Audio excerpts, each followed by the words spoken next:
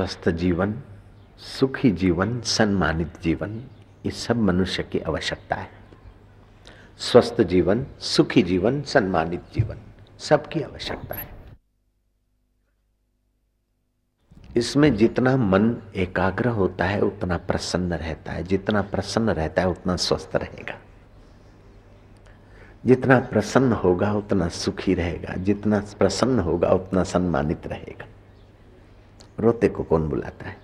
घर में भंडारा होता है तो बहुत लोग आ जाते हैं, लेकिन घर में जब धुआं होता है तो घर के लोग ही बाहर जाते हैं। जयराम जी, आप खुशी की, आनंद की, माधुरी की बात करो तो बहुत लोग आपके साथ हैं, लेकिन आप रोते ही रहेंगे, चिड़चिड़ियापन, तो लोगों को अपना दुख, अपनी परेशानी, अपनी मुसीबत काफी है। तुम्हारे पास कोई मुसीबत लेने को, परेशानी लेने को नहीं आता। वे लोग सचमुच में ना समझे जो जिस किसी के आगे रोदना रोते रहते हैं। रोता स्वभाव वाले के अपने भी पराये हो जाते हैं, और जो हंसते स्वभाव का है उसके अपने तो अपने ही होते हैं, पराये भी उनके अपने ही हो जाते हैं। इर्द गिर्द उसको मित्र मिलते हैं, इर्द गिर्द उसके प्रशंसक, उसके कार्य में साथी होने वाले, और उसके मित्र का टोटा ही नहीं। उसको जो प्रसन्न है उसको मित्रों का, सेवकों का, साथियों का टोटा ही नहीं।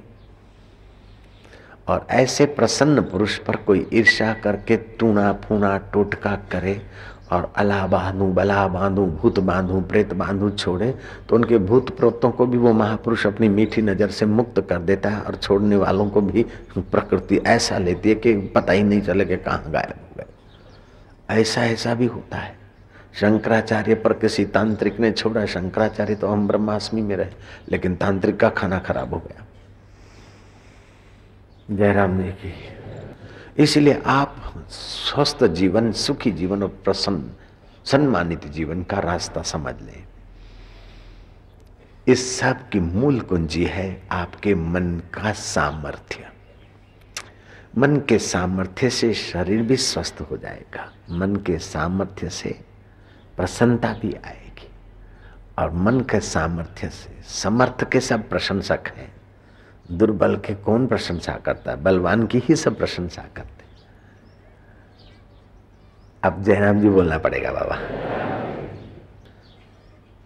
तो श्री कृष्ण बताते अपने प्रिय अर्जुन को, और मैं बताऊं मेरे प्रिय श्रोताओं को, कि आप मन को कुछ एकाग्र करिए, बाकी का सब इसके पीछे मिल ही जाएगा। मन की एकाग्रता पढ़ाई में आपको सफलता देगी, बिजनेसमैन हो तो सफल बनाएगी, और किसी ऑफिसर से काम लेना हो तो किसी को काम देना हो तभी भी मन की एकाग्रता बढ़ाना। पता चल जाएगा राम राम, रूखी राम राम और एकाग्रता से की हुई राम राम से ही पता चल जाता है। जैसी कृष्ण ऊपर ऊपर से बोलते, चंचल मन से जैसी कृष्ण और एकाग्र मन से जैसी कृष्ण, उसी समय अलग सी भासती है। जयराम जी एकाग्र चित्त से जयराम जी और चंचल चित्त से जयराम जी उसी समय भिन्न दिखेगी। क्यों, क्या ख्याल है? जयराम जी बोलना पड़ेगा। अगर एकाग्र मन से है तो आप सुखी होकर बोल रहे हैं, सामने वातावरण में सुख छा जाएगा। भाई जयराम जी बोलना पड़ेगा यार, जयराम जी बोलना पड़ेगा।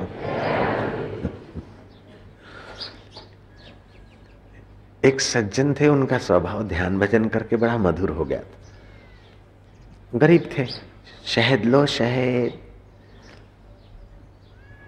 मधु लो मधु, और मधु बोलने में ही उसका मधु, मन का माधुर्य अच्छा लगता था। उसे बुलाते और दो मीठी बातें, न जरूरत वाले को भी मधु लेने की इच्छा हो जाती थी। थोड़ी देर में उसकी मधु बिक जाती थी। दूसरा था, वो खुश मिजाज था, मधु उसकी बिक जाती थी। दूसरा था बिगड़ा मिजाज,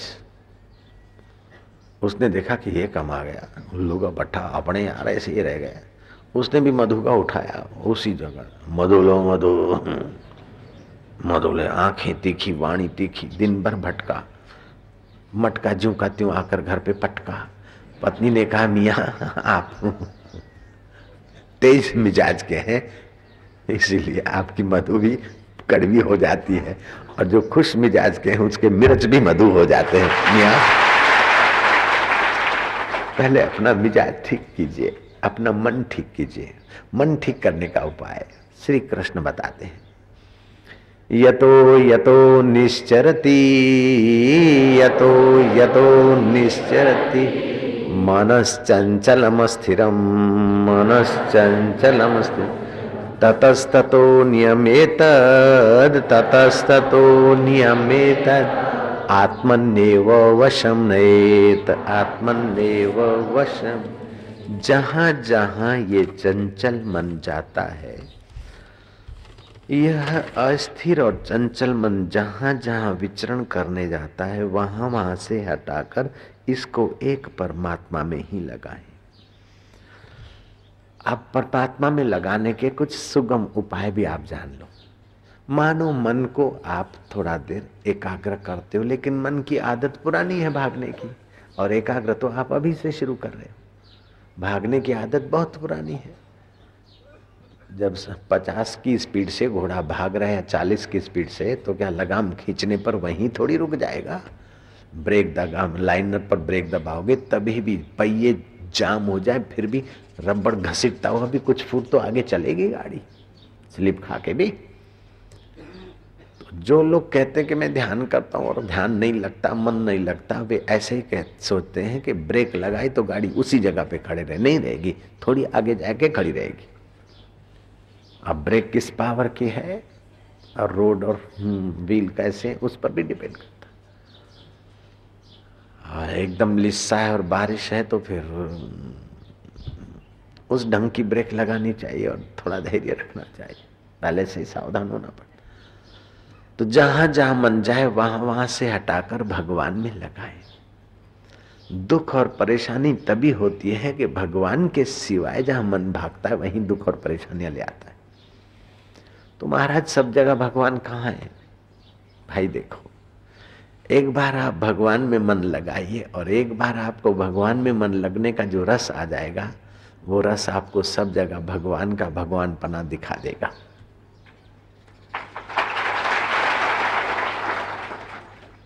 ये मैं कहीं से पढ़कर तुम्हारे को नहीं सुना रहा हूं, किसी से सुनकर नहीं सुना रहा हूं, मैं जो कुछ मेरी बुद्धि के अनुसार मैं जानता हूं, टूटा फूटा वही सुना रहा हूं। मेरी मति में जो मेरी अक्ल है, जो मेरे पास है। अब तुम्हारे लिए कहीं काशी में पढ़ने जाने वाला नहीं हूं मैं, मेरे पास जो है वो मैं बता रहा हूं बाबा। लाभ होगा ऐसा मुझे लगता है, और तुम ये बात मान ही लो ऐसा मेरा आग्रह नहीं है, लेकिन फायदा होने की बात मुझे लग रही है। जहां जहां मन जाए वहां वहां से उसको हटाकर एक देह में लगाओ। घंटे में 1000 संकल्प की जगह पर धीरे धीरे 900 होंगे, फिर 800 होंगे, 700 होंगे, 500 होंगे, 200 होंगे। आपकी मानसिक योग्यता बढ़ेगी, मन की चंचलता थोड़ी घटेगी, बुद्धि को परिश्रम कम पड़ेगा और स्वास्थ्य पर भी असर पड़ेगी। स्वस्थ जीवन, सुखी जीवन, सम्मानित जीवन तो चाहता है हर देश का आदमी, हर कौम का आदमी, हर डिपार्टमेंट का ऑफिसर, यही तो चाहता है। उसीलिए दिन रात न जाने हम लोग क्या क्या करते हैं, लेकिन सब के सब कोई किसी गड़बड़ में। लेकिन जहां मैन है, आप कबड्डी देखते हैं अथवा मैच देखते हैं तो आपकी एकाग्रता होती है, तब तक मैच अच्छी लगती है।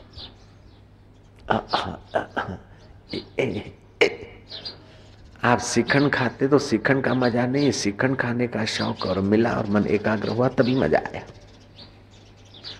तो श्रीखंड खाया, ये खाया, वो खाया, उन वस्तुओं में मजा होता तो वस्तुएं बेचने वाला बेचकर सुखी कैसे होता?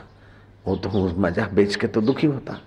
उन वस्तुओं में सुख होता तो वस्तुएं तो उसकी चली गई तो वो दुखी होना चाहिए, लेकिन वो वस्तुएं बेचकर सुखी हो रहा है क्योंकि उसको बेचने के भाव में जो मजा था वो उभरा, और तुम्हारा खरीदने के भाव में जो मजा छुपा था वो उभरा। जयराम जी की। तो अब तुम अपने मन को ऐसा साध लो कि सुखी जीवन एक तो बाहर की परिस्थितियों को ठीक करके सुखी रहने की गधा मजूरी करते हैं, दूसरे मन को ठीक करके जहां भी मन को भेजते वहीं सुख ही सुख। वे बुद्धिमान है। बाहर की परिस्थितियां अनुकूल करके सुखी होने की जो मजूरी करते हैं उनको भोगी कहा जाता है, और मन को ट्रेंड करके फिर भेजते संसार में उनको योगी कहा जाता है। कृष्ण अपने प्यारे अर्जुन को कहते हैं तस्मात् योगी भवा अर्जुना, इसलिए अर्जुन तू योगी हो। युद्ध के मैदान में कृष्ण अपने प्यारे अर्जुन को कह रहे हैं योगी हो 64 बार। तो मैं तुम्हें इस साधना के मंडप में कह दूं कि तुम योग अभ्यास करो, तुम योगी हो, तस्मात् योगी भवा मम साधका। तो अच्छा है, तो आप थोड़ा अभ्यास करें। जैसे हरि ओम का उच्चारण करते हैं, फिर उतनी देर शांत हुए, फिर मन जाएगा, फिर उच्चारण किया दीर्घ, फिर शांत हुए, फिर बैठे, मन जाता है, मानो मन गया, पक्षी को देखा, मन को लाए एक जगह पर, पक्षी मत देखो, नहीं, पक्षी में किल्लोल भी तेरी है, चलो वहीं पक्षी में ही भगवान का भाव कर दिया। गंगा को देखा तो गंगा के आदि में भी परमात्मा चैतन्य, अंत में भी चैतन्य, तो अभी भी गंगा के जल में चैतन्य का श्वास है, गंगा में चैतन्य। पिता को देखा, मित्र को देखा, गाय को, घोड़े को, गधे को देखा, लेकिन उसकी गहराई में जो चेतना है वो मैं तेरी है। जहां जहां मन गया आपका भगवान में हो गया। एक आसान तरीका है। दूसरा है आंखों को पटपटाओ थोड़ा, तो आंखों को पटपटाने से बाहर का दृश्य कट आउट होता है। ऐसे अंदर के संकल्प विकल्प कटेंगे और मन की चंचलता घटेगी। तीसरा तरीका है जोर से लंबे श्वास बाहर छोड़ दो, छोड़ दो, छोड़ दो, छोड़ दो। जितनी देर बिना श्वास के रहे, फिर लिए, फिर खाली कर दिए। 2-5 बार ऐसा करो, मन की चंचलता कुछ कम होगी। फिर जो ध्यान में प्रयोग कराए जाते हैं उसी ढंग से ध्यान का प्रयोग करो, आपके मन को चस्का आएगा, चस्का लगेगा, तो आपका मन सुखी होगा, तो सुखी जीवन की शुरुआत हो जाएगी। सुखी जीवन की शुरुआत से स्वस्थ जीवन भी सहायक बनेगा, और जो स्वस्थ और सुखी है वो तो दूसरों को स्वस्थ और सुखी करेगा ही। सम्मानित जीवन तो तुम्हारे पीछे पीछे घूमेगा, बिल्कुल सौदा सस्ता है और बात ऊंची है।